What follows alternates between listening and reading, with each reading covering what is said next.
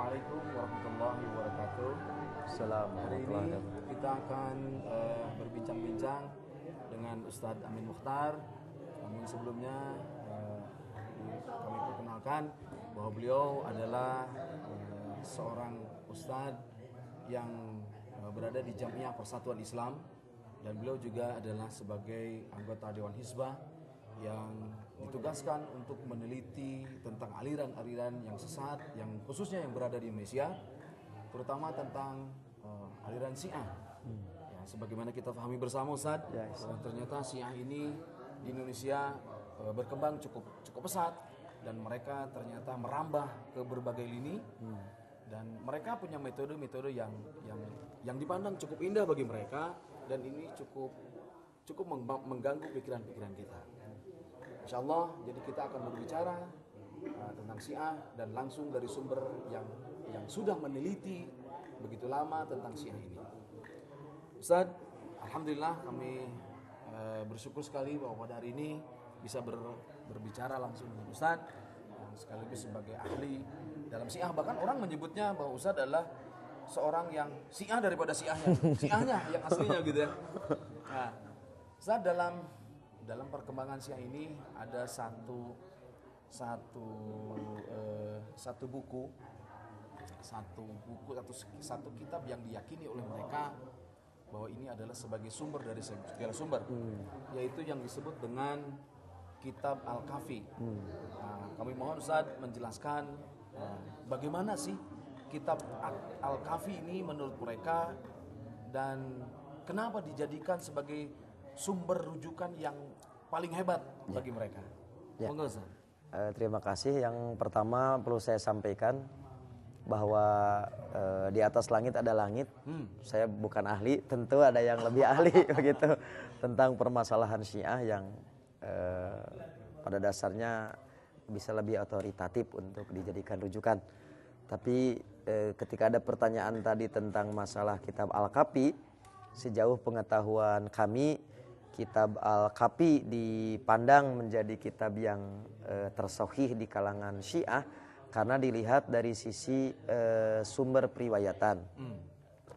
Salah satu di antara yang disebutkan oleh para ulama Syiah bahwa masa penulisan Kitab Al-Kafi oleh Imam Al-Kulaini ini terjadi pada fase Imam Mahdi itu gaib sugro. Artinya gaib sugro ini belum gaib secara keseluruhan, masih dimungkinkan untuk ditemui, untuk dilakukan cek validasi tentang kebenaran periwayatan. Kira-kira itu yang menjadi faktor dominan atau faktor penentu kenapa Kitab Al-Kafi ini menjadi kitab terpercaya, dilihat dari sisi sumber dan transmisi yang digunakan relatif bisa lebih dipertanggungjawabkan kebenarannya dilihat dari fase itu. Kira-kira seperti itu bentuk Kitab Al-Kafi. Al-Kafi saja. Jadi artinya bisa disimpulkan bahwa ini menjadi sumber yang terpercaya bagi mereka.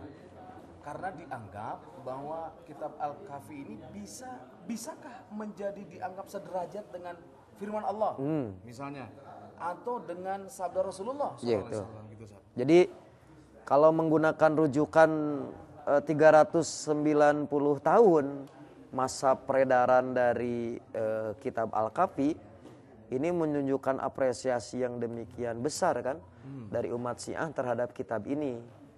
Nah, dilihat dari sisi kandungan, saya ambil contoh saja di Kitab Al-Kafi 150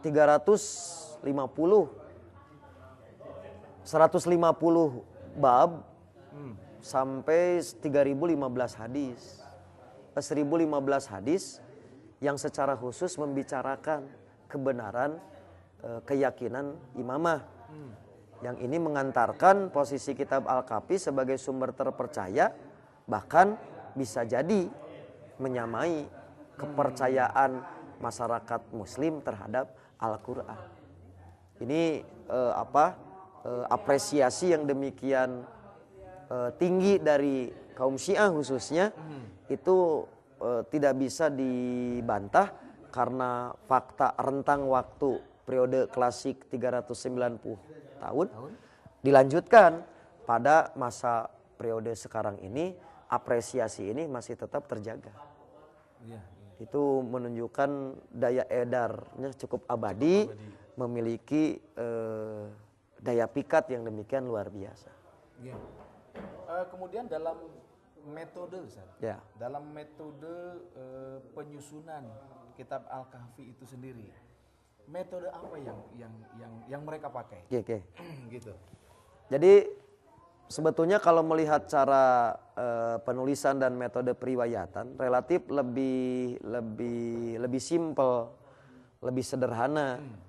Walaupun masa penulisannya cukup lama lah, kita hampir 20 tahun kan masa penulisan ini. Tentu hubungan dengan masalah cek dan recheck dari sisi sumber periwayatan. Karena itu secara umum cara penulisannya tidak terlalu memusingkan dengan urusan penyeleksian terhadap sanad. Iya. Berbeda misalkan dengan Bukhari.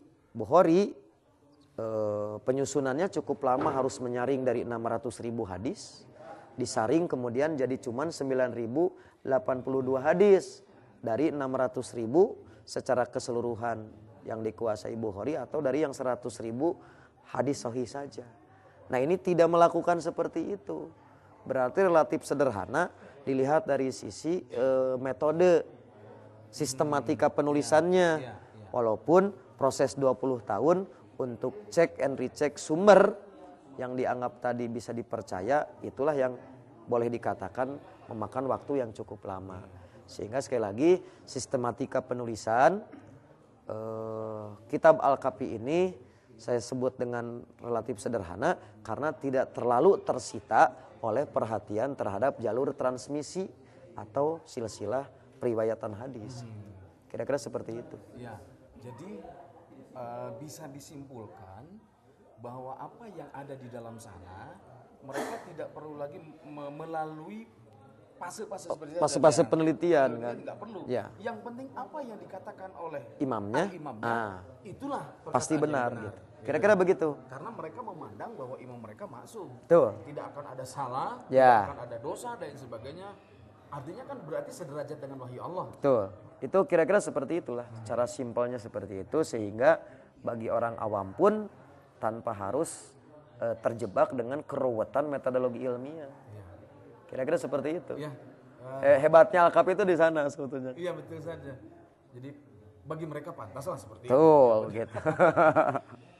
Ya, barangkali Ustaz, terima kasih atas segala penjelasannya, dan mudah-mudahan ini menjadi benteng buat kita agar memang kita tidak terjerumus, tidak terbawa dan lain sebagainya, dan terutama nanti mungkin khususnya bagi Jamiah Persis dan umumnya bagi keluarga kita, agar supaya kita terhindar dari aliran-aliran seperti ini. Ya. Demikian bisa sampaikan, terima kasih Ustaz. Sama-sama. Khairan katsiran atas segala penjelasan. Amin.